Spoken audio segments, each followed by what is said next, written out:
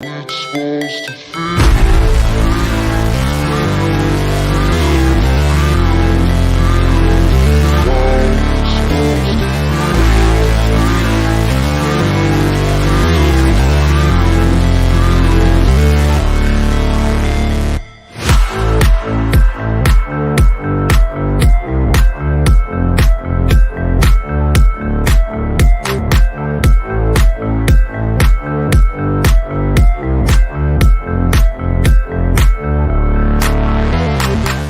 Yo, yo, yo. Welcome to Starbucs. I'm your host, Anthony DiNardo. With me, our co-host, Jim Rosati. Jim, how you doing?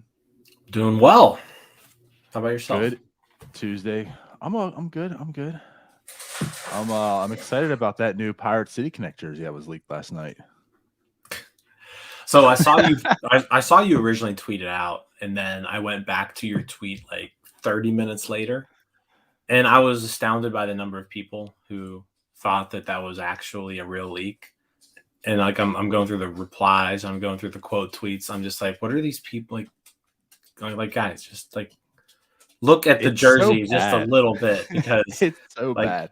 your Nike logo's all messed up. The Yinzers is just, you can clearly tell it's just typed font over top of the jersey. It's like, guys, just look at the image just a little bit. And then the Berg verified. And like on top of that, just the other Baltimore jerseys surrounding it. Yeah. So like, come on. Yeah. What are we doing here? But no, good morning. Pirates are coming off a victory. So that's something fun these days, right? It's about time. Mitch Keller, hell of a performance. We won't get into it today, but hell of a performance. Yep. They needed a performance like that, and he delivered in a big way. For sure. Yep. But maybe that will help transition and segue into our show today, because even though Mitch Keller isn't pitching today, there is someone who's supposed to be. Luis Ortiz is getting his call today to pitch. So let's get into our very first shot.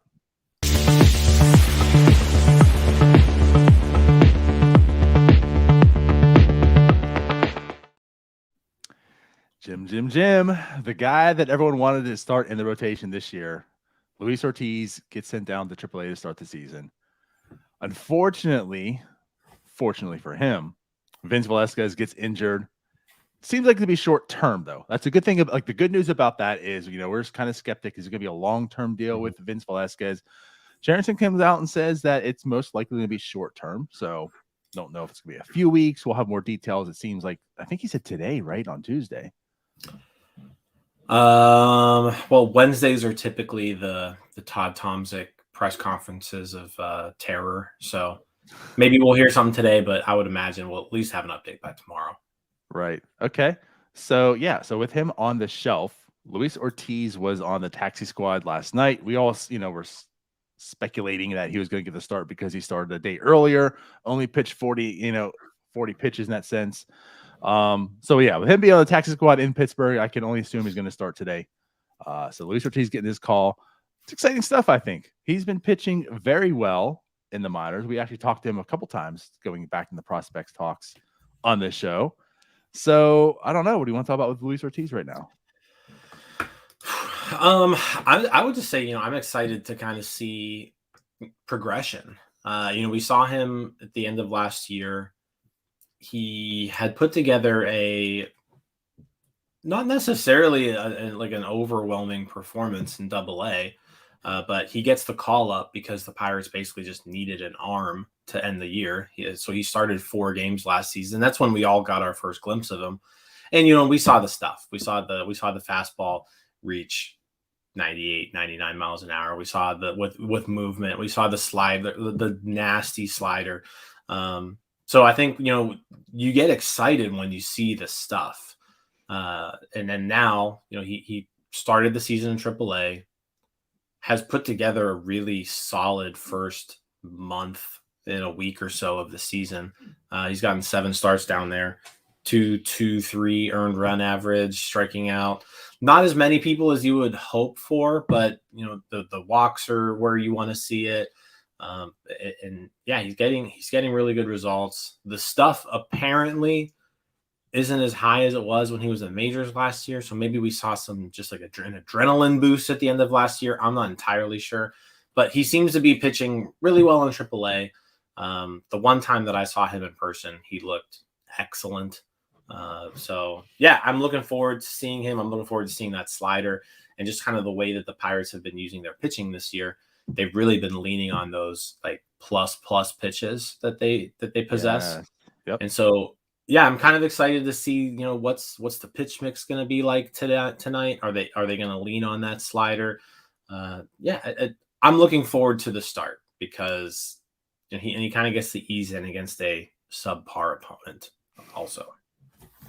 Right. There's that part. Yeah. The Colorado Rockies lineup isn't that devastating. And like I said last night, and it's also in Pittsburgh this time and not in Colorado. So good for Luis Ortiz in that sense. But you're right. And I just want to remind people, just in case they forgot, because you're talking about how Luis Ortiz was, touching and hitting 98 and 99.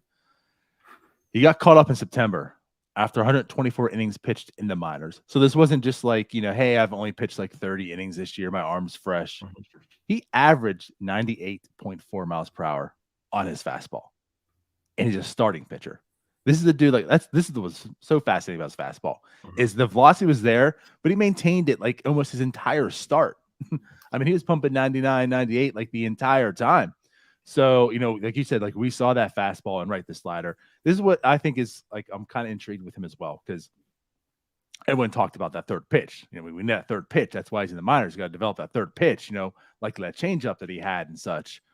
And then, like you said, the Pirates kind of veered and said, well, Roansy, we're going to make you more or less a 2-pitch guy. Your slider is really, really good. Just throw that like over 50% of the time, and you're cool there. And Vince Velasquez, we're going to bring you in. You have a really, really good slider.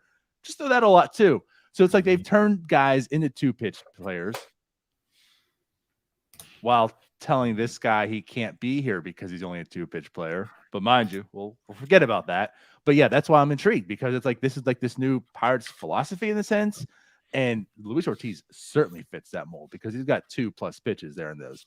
So yeah, I really wanted to see like how they're going to utilize him and how effective that slider is tonight. Like last year, he used a slider 37% of the time. Fastball was 57%. So it's like, is that going to be about the same, or is there going to be, like you said, like very slider heavy? So yeah, I'm really intrigued by him. I'm excited. Like this guy came out of nowhere last year. When he got that start, everyone's like, who? Yeah, like I feel like the diehard people knew who he was, but he was never really a guy that you were like counting on being a future staple of the rotation, right? And then when you saw him in the majors, you were like, oh, okay. Yeah. I need to reevaluate. Like I need to reevaluate my opinion on this person. So yeah, no, like I said, it's an exciting start. The Pirates are coming off a 7-game losing streak. They get the shutout yesterday. So, you're hoping things are starting to turn back around. And yeah, Luis Ortiz first start of the year. This is must-see TV. He's a fun young pitcher to watch. You can use Baseball Savant to fit a lot of your narratives if you want to. So just to kind of fit a quick narrative here, they compare him, right? They compare his velocity and movement. Yes. Like who are the pitchers that he looks like the most? And listen to these names: Sandy Alcantara, who won the Cy Young last year; Hunter Green, who we all know, just nasty; Luis Castillo, who I don't think he won a Cy Young ever, but he's been really, really good for a long time. And then Garrett Cole. So the pitchers who StatCast says this guy resembles make you excited about what Luis Ortiz has to offer. You know what no one has ever said about those pitchers? My narrative. Who? Yeah, everybody knows those guys. Yeah, those are like some sexy ass comps. And like you said, you can use them to fit narratives and understand what that means. Not here. We're not touting that he's going to be Garrett Cole or any of those guys, but like that's what we're talking about. Like this stuff. This is why you're excited about him, because it's like, wow, that plays. Like this isn't just a hoax and like where this guy came out of nowhere and he was beating up on something like 19 and 20-year-olds. he has some legit things to work with here. And it's, mind you, like what he's coming off of right now. So, on the season, he's pitching pretty good. He's 2.23 ERA in his 32 innings this year in the minors. So, it's kind of carrying over where a lot of players, and we'll maybe talk to you a little bit here, where like a lot of the players haven't got off to hot starts for the Pirates, in the minors. Luis Ortiz is not that guy. He certainly has been playing and pitching well. So this is also a case where he's one of the better pitchers, and you could debate whether it's going to be him or Priester. He's showing he belongs here right now, not so much with Priester. Yeah, and he's been going deeper, in his last couple of games. His last 2 starts before, his 3-inning pseudo bullpen session the other day. 6 innings, gave up 2 runs in both of those. So, he's stretched out. You hope that he can give you 5 or 6.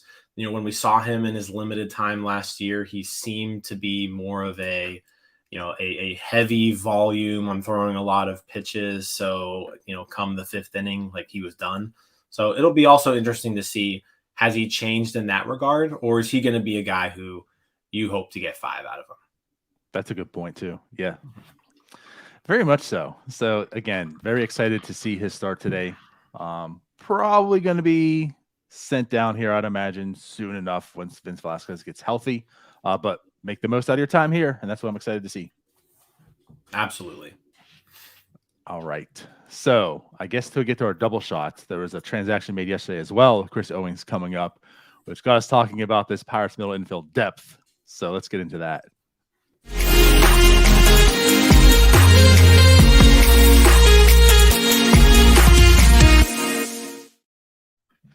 Yeah. So it's been a rough week, let's say, defensively for this team, and I think it's really been exposed. Well, first off, just the talent of the lineup we talked about, like the depth isn't there, right? A few guys get injured, and like this lineup is looking pretty weak. But also in the same sense, that kind of goes along with like the middle infield. I think we're finally O'Neill Cruz is out, obviously, right? It was forcing Castro to play short. Then there's Bay, there's Marcano, there's Mark Mathias, if you want to technically label him a middle infielder by his play. And it's been awful defensively, right? So yesterday, Mathias gets sent back down. Chris Owings comes up, a much better infielder, although not a great infielder. So like solidifies it defensively, but got us kind of talking. This infield depth is it's pretty weak. Put it that way. It's pretty weak, and you say that in the sense of Ben Cherington's been targeting a lot of middle infielders in his tenure here.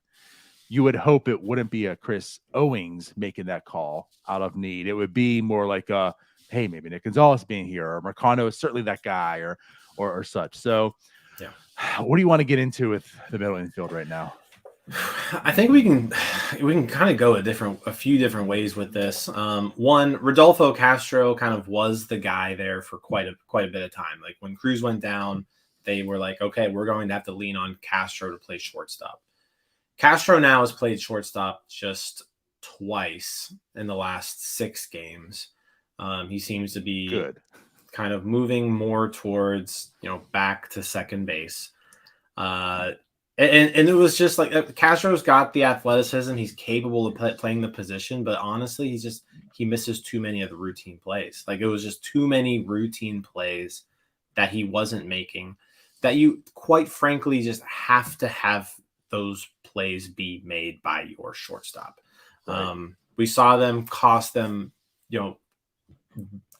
dearly in the Tampa Bay series, just multiple errors all over the field. And Castro was a part of that. So, you're moving Castro back to second base. It seems like that's going to be the plan. Chris Owings, you mentioned, gets a call up. Yeah, it's a little disheartening that like you've got to go to Chris Owings. You've got to go to a 31-year-old journeyman who can't hit like a lick. He is capable of playing the shortstop position. Like he's a shortstop.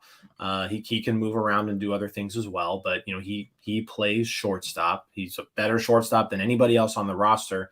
He just can't hit. And he's not great defensively, but like he's capable of playing the position. But yeah, Marcano, he got 3 straight starts at shortstop this past week.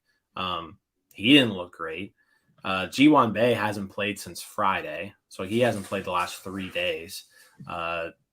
He's perhaps fallen out of favor as well, because he also has looked quite bad defensively, especially in the infield. He's looking better in the outfield than in the infield. So, yeah, you mentioned you wish it could be another guy. Yeah, you wish that like Nick Gonzalez was the guy that you called upon right here, or Liover Peguero is the guy that you call upon right here. But here we are, 2023. What, 3 years after acquiring both of those guys, and here's Chris Owings, 31-year-old Chris Owings being called up. And I think Owings will be capable. Like I said, he's going to be capable of doing the small things at shortstop that you need him to do. But yeah, it's a little disheartening. I mean, you don't want to see Chris Owings.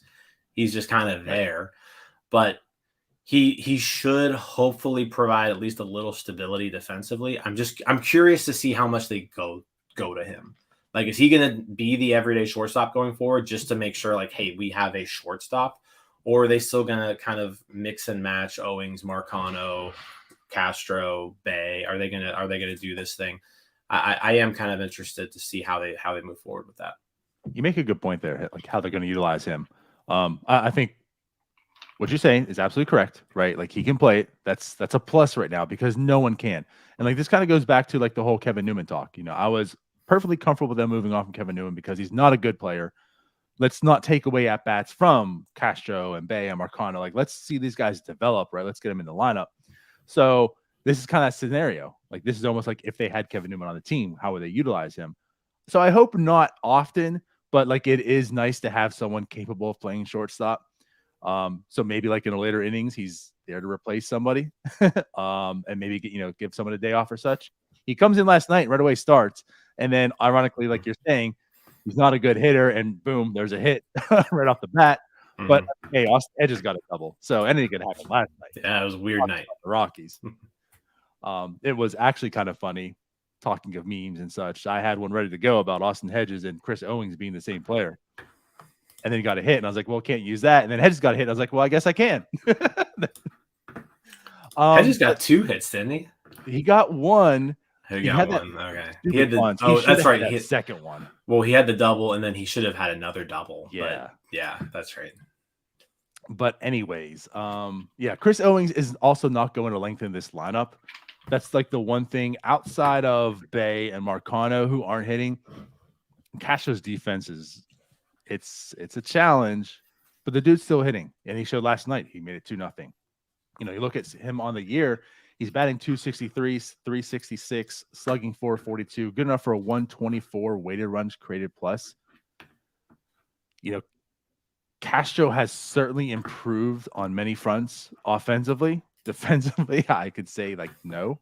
But that's like, okay, maybe we're finding that's what he is.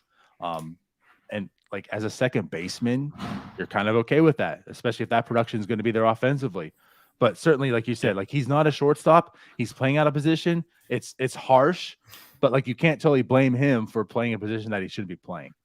Right? It's like back to the Josh Van Meter stuff. Like, he's not a first baseman. It's not Charrington's. It's not his fault that Charrington didn't employ one. Right? So it's not totally his fault that Cruz went down. There's no other shortstop on the team right now. But I think we're finding out certainly like he's also not a backup.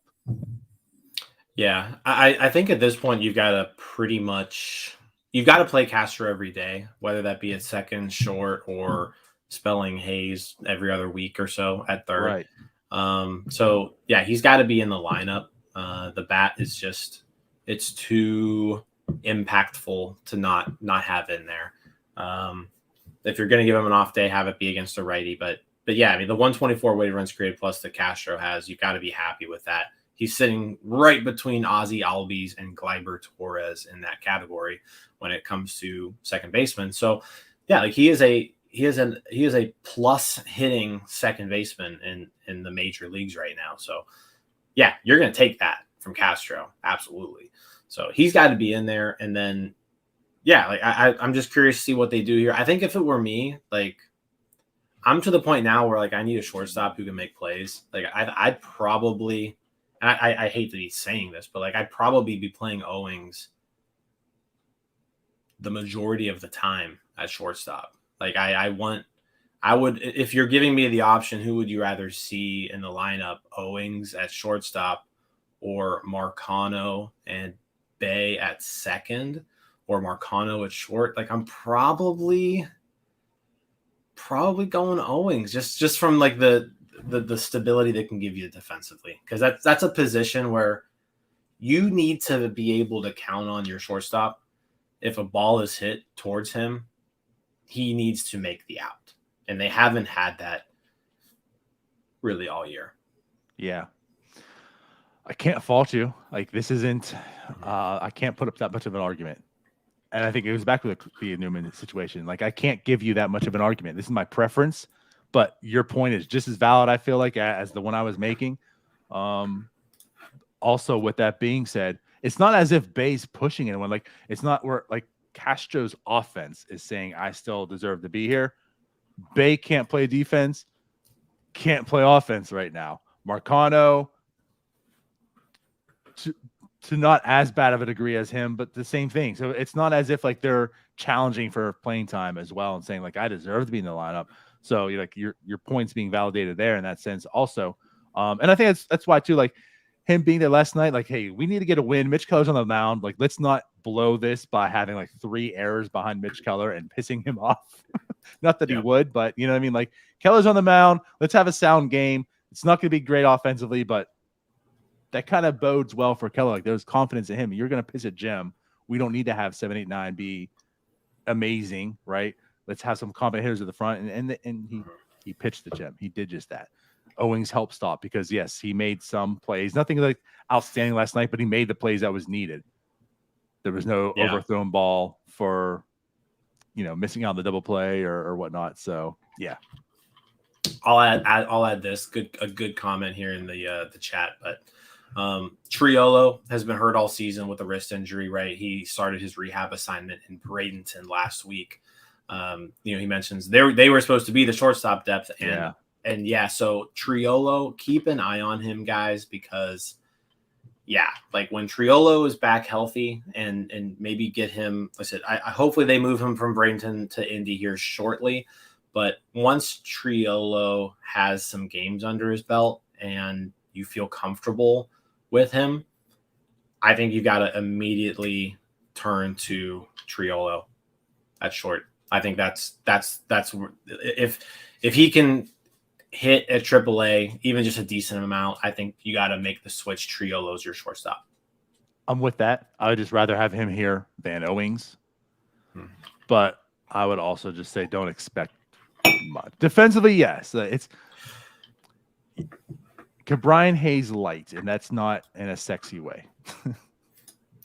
Yeah, and I mean, he's been able to hit at every level. He makes contact, the solid strikeout rates. He gets on base. He's got a tiny bit of pop. I think Triolo, if he can play the position well, which, by all accounts he can, because he is elite defensively at third base. Right. He does play shortstop, every now and then. So I think, look for Triolo to get some shortstop playing time when he moves to Indianapolis. And as long as he looks good, I think you got to turn to him, just because he can probably provide a little bit more for you offensively than Owings, probably and defensively too. Marcano, and maybe not Bay, but Bay we've seen can't play infield. Yeah, I mean, he's kind of proven that a couple times. Yeah, like at his natural second base position. This isn't where he's off position. He's at second base, and you're shaking your head. Yeah. Right. So there's that, and that probably would happen soon enough, I would imagine too. Yeah. So keep an eye on Jared Triolo. He may be the next guy. There you go. Let's talk about some other guys. Maybe keep an eye out on. Maybe somebody you talked about a few weeks ago.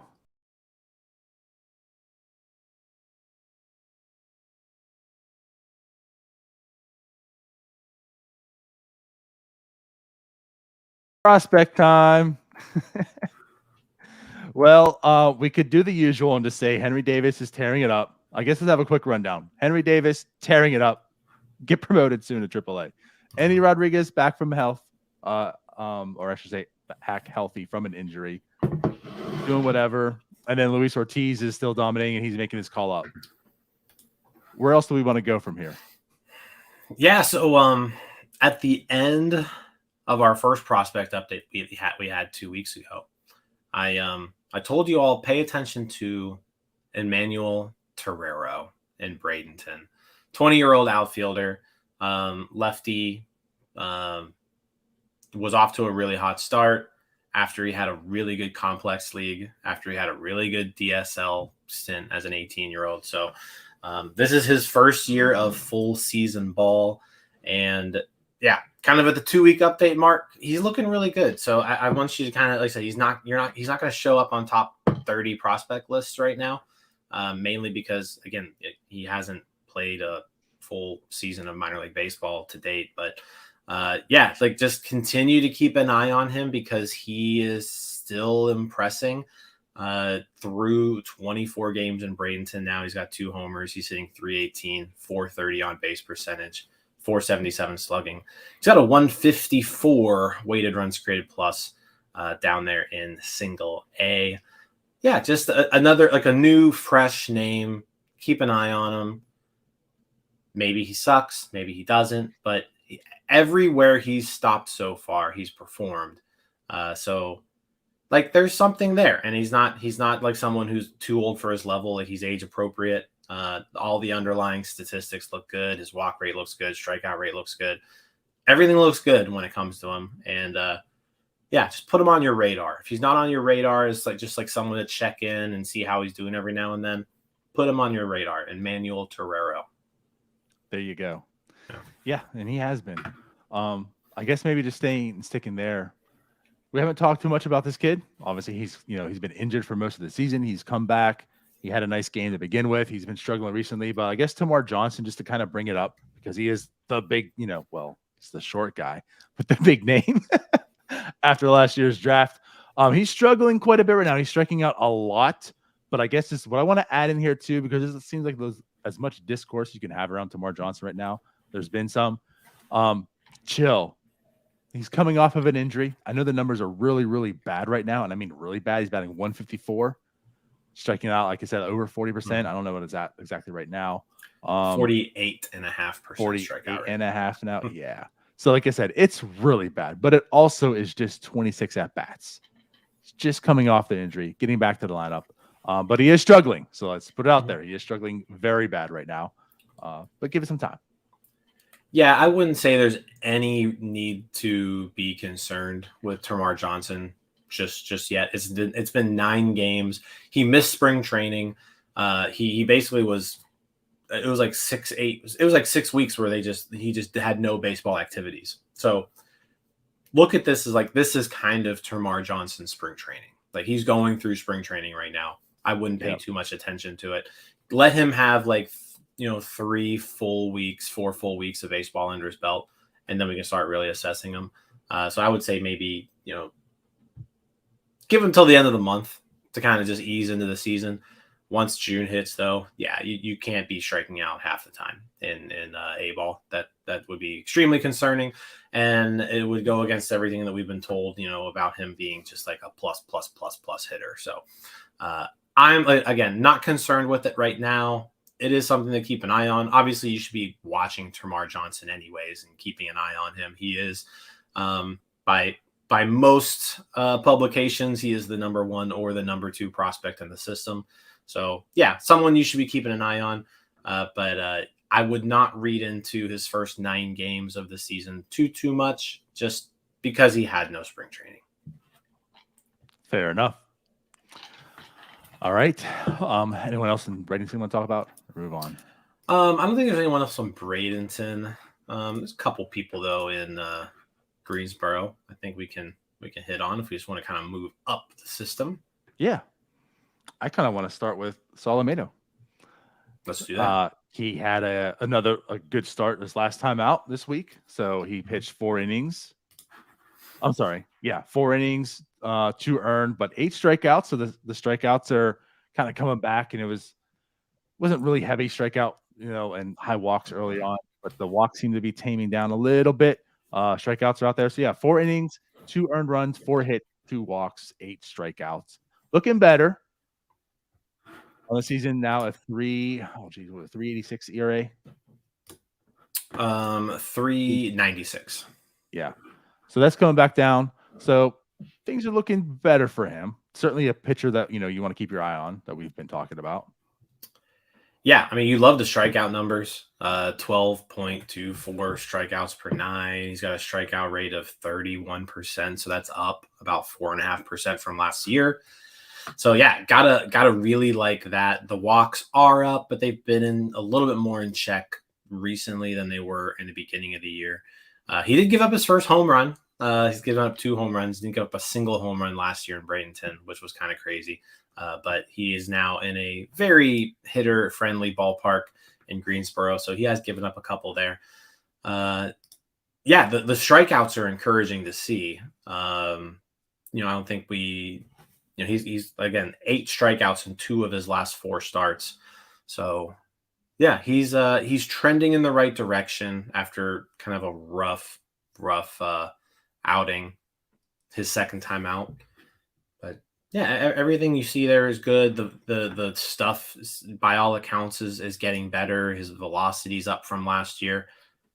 Mm-hmm. Yeah, he's doing the things you want to see, and he is really young for the level. Like he's 20 years old now in high A. So he is facing guys who are older than him and more developed and have seen, pitching like him quite a few times. So yeah, I mean, average age in the South Atlantic League is 23 and 3 months. So he's basically 3 years younger than the average age in his league. So yeah, I mean, you like what you're seeing at him right now. Yep, sure, and that's something we talked about early on. We were kind of excited about that. It seemed like that aggressive approach with him and Bubba Chandler both there. So we liked it, and so far, so good. Yeah. Another guy in Greensboro, too. Bubba Chandler, he isn't off to as great of a start as Solometo. The strikeouts are there, but so are the walks. The walks are real high. And a pitcher like this, someone who didn't pitch a lot in high school, he doesn't have a lot of he doesn't really have the basics down, right? He hasn't thrown as many pitches as someone like Solometo, so he's not going to be as developed or as polished. Like you're going to see the stuff and you're going to go, wow, but he's not going to have the command that someone would have at age 20 who's been pitching their entire life. So he's just somebody. He's going to take time. Bubba Chandler is not someone who's going to just fire through the minor leagues because he's got to develop. So be patient with him. But the stuff is still really, really exciting. So yeah, he's just kind of someone you just gotta be patient with him because he's just not polished right now. Yep, I'm glad you say it because I feel like that's something we're gonna have to say quite a bit with him. It just is what it is. Like I'm not too focused on the ERA number at this point in time, like you're saying, because he's talented. It's almost, if you want to compare him to like the major league aspect, it's like Rodolfo Castro, right? Like you want to be patient with him because you see the talent there. Not that Castro has not played baseball his life, that's why he's doing it. But I mean, like you see the talent there. You want to like watch it develop and go there, and like that's what Bubba Chandler is. Like he's very talented. He just doesn't pitch. He was a two-way player, so he was focusing. Like not only was he a two-sport guy, he was playing football and baseball. Right. Now he was also playing 2 positions in baseball. Right, he was a hitter and a pitcher. So now that he's focusing just on pitching, like that's what this year is all about, development. So like, yes, I would never, ever, ever, and I'm like trying to tell people this, don't look at the ERA and try to find the success or non-success in that for this year. That's not what this year is going to be about. You want to see it in the future, right? But like this year, he's got a lot of development go under him, and that's what this year will be. So, so far so good, even with Bubba Chandler. Yeah, I mean, you hit the nail on the head there. I mean, just again, the like two-way players are going to develop slower anyways because there's 2 things they got to work on in the same amount of time that other people get to focus on one thing. Unless but then you throw Shohei in Ohtani. Yeah, that's right. Shohei's a little different. He's a the one unicorn. person in the entire world. But then on top of that, you're like, oh, he was also a top quarterback prospect, in high school. So yeah, he's just gonna need time because he has not devoted the amount of hours to his craft that other people have at this point in their lives. Yep. All right. Who's next on your list?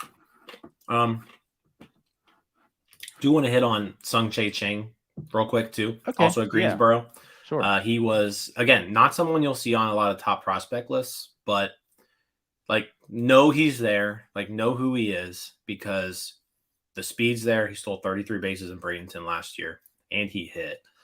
He looked really good in the World Baseball Classic for Taiwan? I think he was playing for. 21 years old, small guy, 5'7", but he plays shortstop, and by all accounts, he can play the position really well. So maybe here's your defensive shortstop who can hit a little bit, because they kind of don't have a lot of those throughout their entire organization. But he is crushing the ball too in Greensboro. He's got a 141 weighted runs created plus. He's 21 years old. Striking out only 15% of the time, walking 15% of the time, 276, 382, 540 slugging percentage is his slash line. So again, another guy where you look at top 30 lists, he may be on some top 30 lists towards the bottom there, but if he keeps this up, he's gonna rise up those lists, and the speed is gonna be a big part of it. Yeah, very good call. Keep an eye on him. You pretty much said he's giving me a lot of from just a performing in the minors standpoint. Small, fast, middle infielder, very, very G1 Bay but with more power, and can play shortstop. Yeah. Oh. Yep. Speaking of the power, so in 103 plate appearances, 4 home runs, 4 triples, 3 doubles. So you see the power and speed producing some power as well. And again, you saw him perform against good competition this spring in the World Baseball Classic. He was playing some good teams, and he looked like he belonged. I think he was our very first video on YouTube, right? I think it was him. So, yeah. For the World Baseball Classic. So there you go. Yeah.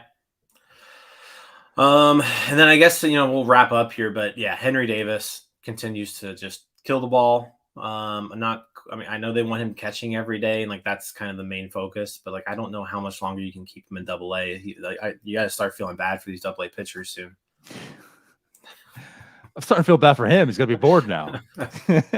He's just killing the ball. So right, he's doing exactly what the #1 overall pick from 2 years ago, who was a highly developed college bat, should be doing in Double-A. Yeah, that's pretty much what he's doing. So. Yeah, let's see if we can get him. Before the season, I didn't know if we were going to see him in Pittsburgh this year, but the more and more the season goes on, and we look at the production from the major league starting catcher, the more and more I want Henry Davis to move quickly. Well, let's just put it this way: if he was having a 140 weighted run created type of season right now, you would say, okay, things are good. He's healthy. But with that, he didn't have a whole lot of time beforehand. So okay, sit down there, whatever. No one expected him to be twice as good as the average player. I mean, when you're basically sitting on a 200 weighted runs created plus this time, it's okay, you know what? You're just simply too advanced. You have to move on. Let's move you up. He's done it himself. I don't think anyone expected him to be this good. So granted, and again, I understand the age, right? But that's why he needs to move up. Yeah. And I mean, the other thing too with the age piece, he is 23, but the average age in Double-A is 24. You're right. So, so let's, no one should be hitting the way he is in Double-A for as long as he has. Chop, chop. Let's get moving. That's it. Yeah. He's close. Hey, Charrington said himself, and the way he's performing here also kind of says Henry Davis saying it. He's ready to face major league pitching. So get him in AAA. And like you said, maybe he's coming up this year. Maybe a Hendy. Maybe it's going to be Hendy Day. Again, I would love it. It ain't going to happen, but I would love it. Needs some Hendy action. I know we're 40 minutes in. We're going to wrap up here a little bit. I do just want to talk about one other person, and it's a guy we did mention. It's a middle infielder, Peguero. I just want to mention because he has turned on a bit. Now, defensively as well, all those challenges. It seems like, jokingly we talk, Charrington has added a bunch of middle infielders, but they're turning into like more of a DH than a middle infielder. Peguero fits that. He is challenged quite heavily defensively right now. When Eric was on the show, he talked about him having the yips and such, and it doesn't seem like it's gotten much better. But offensively, he's turning it around. If you're paying attention right now about Peguero, I know like the overall numbers don't look great, but he has been hitting better. I think in like the last 10 plus games, he's batting over 300. Actually, I could probably do that right now, but he has been getting better offensively. Yeah, I mean, since April 21st, he's hitting 304, 429, 435. There you go. So yeah, he's had a pretty solid last 2 weeks. The power is not necessarily there, but he's getting on base. He's walking a lot. Not striking out a lot. I don't know. I don't know what to think about Peguero. Like the age still makes him like someone like you can't give up on a 22-year-old in AA with the kind of tools that he has. He just really needs to put things together, and he really needs to figure things out defensively because his value comes from playing shortstop. And if he can't play shortstop, then he loses a ton of that value because then you're looking at just a light hitting second baseman. And we've got plenty of those. Like, we don't need any more light hitting second baseman, DiNardo. We need a light hitting shortstop. So, right. Like that's where the value comes from. And if he can't play shortstop, then there's just not much there to be interested about. For sure. And that's just the harsh reality. He's got 6. I mean, and you can't look at errors, especially in the minors, because it's hard. Like fields aren't as well manicured in the minors. You get more bad hops, but he's making an error pretty much every other game at shortstop in the minors. He had pretty much the same, going and we saw the arm issues. He needs to get better. Like he just needs to get better at playing shortstop, or he's not going to have much of a role on this team going forward. Yeah. No, all things fair. I just also to keep in perspective being fair. He is young. There's still some development to be done. And he has started to turn it up. So again, I'm not ready to write him off, but no means is he anywhere near like where I thought he was a year ago. Yeah. No one should be writing him off. But there are less reasons today to be interested about Peguero than there were a year ago. There you go. Yeah. All right. And then I guess anyone in AAA, obviously, like you said, Endy has returned. It's been whatever to this point. He had a 3-for-4 night just a few days ago. But yeah, it just kind of whatever. Easing him in. Yeah. He did catch, so that's good as well. I guess just one person to tout and talk about, Kaden Smith-Njigba. He did get sent down, so he's now a minor leaguer. We can talk about him as a prospect in that sense. It's not going too well for him, though. So, granted, also just 28 plate appearances. He's batting 182, 357, 409. It's whatever. It's whatever at this point in time. But the strikeouts are concerning. They were concerning in the majors. Now he's in the minors, and the strikeouts are still kind of there. It's also a small sample. He hasn't gotten a whole lot of at-bats, but yeah, I'm watching him because that's another thing. This depth in the outfield is not there either. Yeah, and like another thing too, like I mean, another AAA player to just mention. A lot of people are talking about Nick Gonzalez for some reason. I don't know why. He's still not hitting. Like he's still, way. Yeah, they're talking about him in a positive way, and I'm not quite sure why. Like he's still not hitting. He's striking out 36.8% of the time in AAA.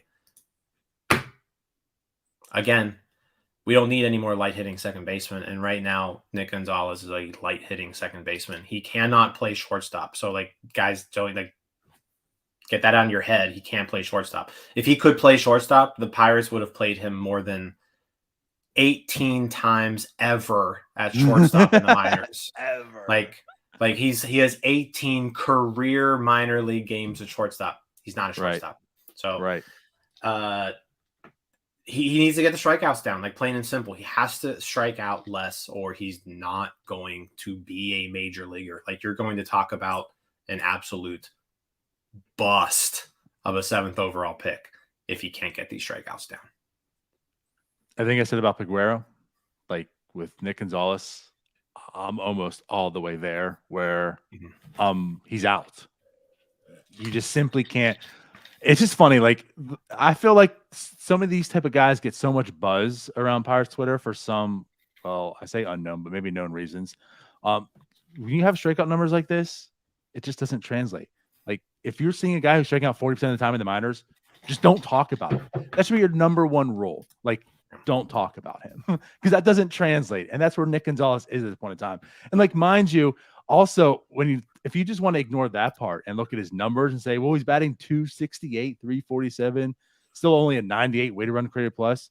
That also comes with a 426 BABIP. Like, and he's also getting lucky to be average right now. Yeah, I mean, it's not even like tearing it up. Like, no. 2 years ago, we were talking about hitter. 2 years ago, we were talking about another AAA hitter striking out 35% of the time that everybody was clamoring for. And it was like, why? And he was putting up monster numbers in AAA, but it didn't. It doesn't translate. When you strike out that much in the minors, you cannot be a good major league hitter. You can't. It's not possible. It doesn't happen. There are no there are no cases of you saying, "Oh, this guy who struck out 30-some% in the minors is a good major leaguer." There, you could make like Joey Gallo maybe, but like that's one guy ever. I need to put out that list again. I have a spreadsheet. It's one guy ever, and so like if you think Nick Gonzalez is Joey Gallo, then by all means talk about him. But right now he's not. He's not an interesting prospect by any means until he gets the strikeout numbers down. Right. And I love Nick Gonzalez. Like you look at like I'm a baseball card collector. I put a lot of money into Nick Gonzalez baseball cards, unfortunately, because guess what? They're not worth as much now as they were when I bought them. Yep. It just is what it is. I just feel like he's going to be that. If I'm the bet, if I'm going to invest money, I'm not investing into baseball cards. I'm investing into saying that he's going to be a bust at this point. It is unfortunate, but that just is what it is at this point. And right, you can't be doing that type of stuff. So it is what it is. But yeah, I'm not looking forward to Nick Gonzalez turning this team around. That's not how it's going to happen. He can't turn the Indians around, let alone the Pirates. If you didn't like Mark Mathias, you would hate Nick Gonzalez. Like Mark Mathias is just clearly the better baseball player, and it's Nick Gonzalez clear is going to be eaten alive right now, facing Major League pitching. Yeah. So, all right, it's 48 minutes in. I don't necessarily want to end on such a depressing note, but is there anything else you want to talk about? Hey, Luis Ortiz tonight. Let's get excited. Yeah. Must-see TV. Luis Ortiz, first start of the year. There you go. We'll be live at the post-game afterwards. So tune in. And then I guess it's Tuesday. So I guess Cody will be streaming today as well, the show at 3 o'clock. Yes. So make sure you tune in. If that's your thing, MLB The Show, Cody, 3 o'clock Eastern. Yeah. Bring us right into Luis Ortiz start. So check that out. Fun day. It's always a good day on Tuesdays. So, all right. We'll see you then. Talk to you later. Bye-bye. See you guys. Hey, you all. Thank you for watching. I know we try to provide the most entertaining content that we can, and we'd love to spread it to as many people as possible. So I know it doesn't seem like a lot, but if you could take the 5 seconds to like this video and subscribe to the page, it helps out so much more than you know. Thank you, and let's go Bucks.